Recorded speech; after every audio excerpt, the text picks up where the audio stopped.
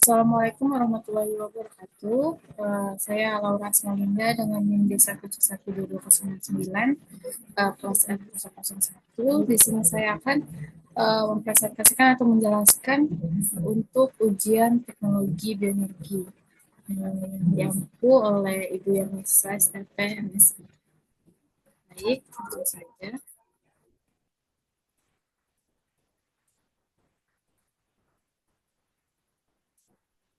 Soal pertama, yaitu jelaskan mengapa perlu dicari alternatif pengganti bahan bakar fosil. Jawabannya, pertama itu ada keterbatasan sumber daya alam. Sumber daya alam daya alam bahan bakar fosil bersifat terbatas dan tidak dapat diperbarui.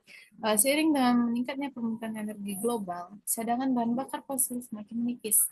Menurut berbagai studi, jika penggunaan bahan bakar fosil terus berlanjut tanpa adanya penggantian atau inovasi dalam sumber energi, maka dalam beberapa dekade ke depan kita akan menghadapi krisis energi yang serius. Oleh karena itu, penting untuk mencari alternatif yang dapat digunakan secara berkelanjutan. Baik, selanjutnya itu ada dampak lingkungan yang negatif. Proses pembakaran bahan bakar fosil juga menyebabkan polusi udara yang berdampak negatif pada kesehatan manusia dan ekosistem. Penggunaan bahan bakar fosil menghasilkan emisi karbon dioksida, yaitu CO2, dan gas rumah kaca lainnya yang berkontribusi terhadap pemanasan global dan perubahan iklim. Lanjut itu ada keberlanjutan energi. Energi alternatif memiliki sifat keberlanjutan karena sumbernya tidak akan habis selama proses alam berlangsung. Dan terakhir itu inovasi teknologi dan ekonomi baru yang dimana tidak hanya membantu transisi menuju sistem energi yang lebih bersih, tetapi juga memberikan peluang ekonomi baru kepada masyarakat. Lanjut di soal kedua, kelompok jenis bahan apa yang dapat dijadikan sebagai sumber penghasil bioenergi, buat contoh masing-masing, dan jenis produk bioenergi yang dapat dihasilkan dari setiap kelompok jenis tersebut. Baik, jawabannya pertama itu ada biomasa pertanian, yaitu mencakup sisa-sisa tanaman dan limbah yang dihasilkan dari kegiatan pertanian. Contoh bahan dalam kelompok ini adalah pertama ada jerami padi. Setelah panen padi, jerami seringkali dibakar atau dibuang. Namun jerami padi dapat dimanfaatkan untuk menghasilkan bioenergi melalui proses klorilisis atau pembakaran langsung. Produk bioenergi yang dihasilkan itu energi panas atau thermal energy dan biogas jika melalui proses anaerobik. Selanjutnya, contohnya itu ada sisa tanaman jagung. Sisa-sisa tanaman jagung seperti daun dan batang juga bisa digunakan. Produk bioenerginya itu bioetanol melalui proses fermentasi.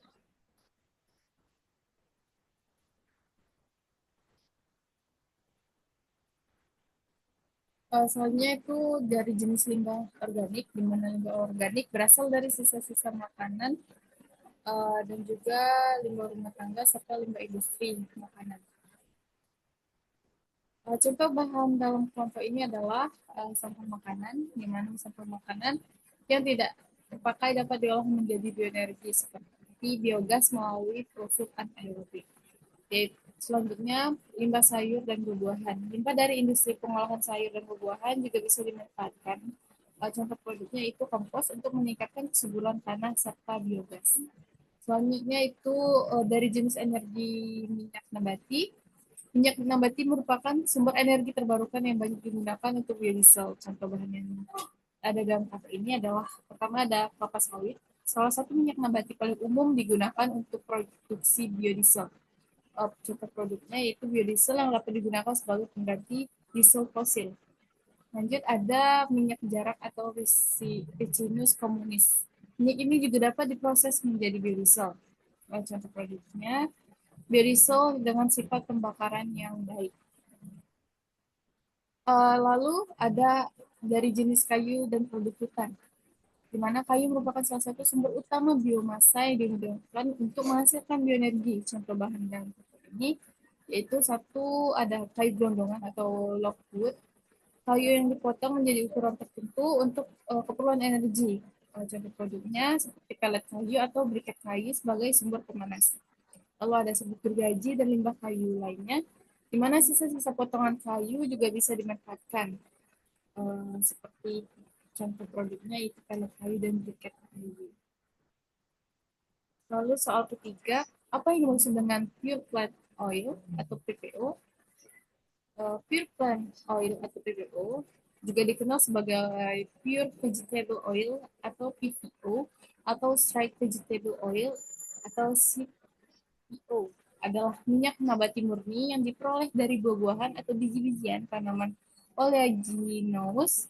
Minyak ini terdiri terutama dari gliserida nabati dan dapat dihasilkan dari berbagai jenis tanaman, termasuk kelapa sawit, kapas, bunga matahari, jarak, ranja, kedelai, rapeseed, kopra, dan kacang tanah. PPO dapat diproduksi melalui dua metode utama, yaitu ekstraksi mekanis dan ekstraksi kimia. Dibandingkan dengan diesel fosil, PPO memiliki beberapa karakteristik fisik yang berbeda. Misalnya, PPO memiliki viskositas yang lebih tinggi, sekitar satu urutan besaran lebih tinggi dibandingkan diesel biasa, dan densitas yang lebih sedikit tinggi. Nilai setana PPO juga lebih rendah, yaitu 33 hingga 38 dibandingkan dengan diesel biasanya itu lebih dari 45. Serta nilai kalorinya berkisar antara 36 sampai 38 mg per kilogram dibandingkan dengan biodiesel yaitu 42 sampai 43 mg per kilogram. Titik awan PPO cenderung lebih tinggi, bisa mencapai lebih dari 30 derajat Celcius jika dibandingkan dengan diesel yang memiliki titik awan PPO yang ringan. Salah satu kelebihan utama dari PPO adalah kemampuannya untuk digunakan sebagai bahan bakar alternatif dalam mesin diesel yang telah dimodifikasi. Ini menjadikan pilihan menarik di daerah pedesaan di mana akses terhadap bahan bakar fosil mungkin terbatas. Namun ada juga kekurangan dalam penggunaan jangka panjangnya, misalnya viskositas tinggi dapat mempengaruhi karakteristik semprotan bahan bakar dalam ruang pembakaran dan menyebabkan masalah seperti penyumbatan injektor serta pembentukan gam pada mesin. Soal keempat itu jelaskan alasan kenapa minyak atau lemak perlu dikonversi terlebih dahulu menjadi biodiesel. Nah, misalnya melalui proses transesterifikasi agar dapat dijadikan sebagai bahan bakar. Jawabannya yaitu minyak dan lemak dalam bentuk aslinya memiliki sifat fisik dan kimia yang berbeda dibandingkan dengan bahan bakar fosil. Misalnya viskositas minyak nabati lebih tinggi dibandingkan dengan diesel konvensional sehingga dapat menyebabkan masalah dalam penyimpanan dan pengoperasian mesin diesel. Dalam melakukan desenterifikasi, viskositas diesel menjadi lebih rendah, mendekati sifat diesel biasa, sehingga lebih mudah disemprotkan ke dalam ruang bakar mesin. Biodiesel memiliki stabilitas termal yang lebih baik dibandingkan dengan minyak nabati mentah. Proses transesterifikasi mengubah struktur kimia dari trigliserida menjadi ester metil yang meningkatkan kemampuan pembakaran biodiesel. Hal ini menghasilkan emisi yang lebih bersih dan efisiensi pembakaran yang lebih tinggi ketika digunakan dalam mesin diesel. Penggunaan biodiesel sebagai bahan bakar dapat mengurangi emisi polutan berbahaya seperti karbon monoksida, hidrokarbon tidak terbakar, dan partikel padat. Proses transesterifikasi membantu menurunkan kandungan senyawa berbahaya ini karena struktur kimia baru dari biodiesel memungkinkan pembakaran yang lebih lengkap. Selanjutnya, jelaskan proses pembuatan biodiesel dilengkapi dengan diagram alirnya. Baik, di sini terdapat diagram alir pembuatan biodiesel, di mana dari minyak mentah atau bahan baku, pertama dilakukan pengujian kadar asam lemak, di mana jika terdapat kandungan kadar asam lemak yang tinggi, maka diperlukan perlakuan yaitu esterifikasi, yang mana esterifikasi itu ada terdapat perlakuan metil ester, selanjutnya transesterifikasi, barulah jadi minyak biodiesel. Namun sebelum itu perlu dilakukan pemisahan dan pemurnian dari kotoran sehingga dapatlah hasil akhir yaitu biodiesel murni. Mana penjelasannya? Pertama itu persiapan bahan baku. Dalam pembuatan biodiesel, persiapan bahan baku yang biasanya berupa CPO atau lemak hewani Sebelum digunakan, bahan baku perlu diperiksa kadar asam lemak bebasnya. Jika kadar asam lemak bebas lebih dari 5%, maka proses esterifikasi harus dilakukan terlebih dahulu untuk mengurangi kadar asam lemak bebas tersebut. Lalu ada esterifikasi, ada yang mana ini adalah proses asam lemak bebas dalam minyak sawit mentah direaksikan dengan metanol menggunakan katalis asam seperti H2SO4 untuk menghasilkan metil ester dan air. Proses ini dilakukan dengan langkah-langkah, yaitu pertama, pemanasan CPO. CPO dipanaskan hingga suhu sekitar 109 derajat Celcius untuk menghilangkan kandungan airnya. Lalu dilakukan pendinginan. Setelah pemanasan, CPO didinginkan hingga suhu 60 derajat Celcius. Lalu pencampuran. CPO dicampurkan dengan metanol dan katalis H2SO4 dalam reaktor. Lalu reaksi esterifikasi, di mana campuran tersebut diaduk pada suhu 60 derajat Celcius dan dengan kecepatan 300 rpm selama beberapa waktu untuk memastikan reaksi berlangsung optimal. Selanjutnya itu proses transesterifikasi. Setelah mendapatkan metal ester dari proses esterifikasi, langkah selanjutnya adalah transesterifikasi, di mana metal ester dicampurkan kembali dengan metanol dan katalis basa seperti NaOH atau KOH. Proses ini bertujuan untuk memproduksi biodiesel dan gliserol sebagai produk sampingan. Langkah-langkahnya itu pencampuran metil ester dan metanol. Metil ester dicampurkan dengan metanol dalam rasio tertentu, biasanya itu 1:6. Lanjut, penambahan katalis. Katalis basa ditambahkan ke campuran tersebut. Barulah reaksi transesterifikasi, campuran diaduk pada suhu tertentu sekitar 62 derajat Celcius selama waktu yang cukup untuk memastikan reaksi berlangsung sempurna. Lanjut itu pemisahan dan pemurnian. Setelah reaksi selesai, campuran hasil transesterifikasi akan terdiri dari dua fase, yaitu biodiesel di bagian atas dan gliserol di bagian bawah. Langkah-langkah pemisahannya itu, pertama pemisahan fase. Campuran dibiarkan selama beberapa waktu agar kedua fase terpisah secara alami. Terus pengambilan biodiesel. Biodiesel diambil dari bagian atas, sedangkan gliserol dibuang atau diproses lebih lanjut.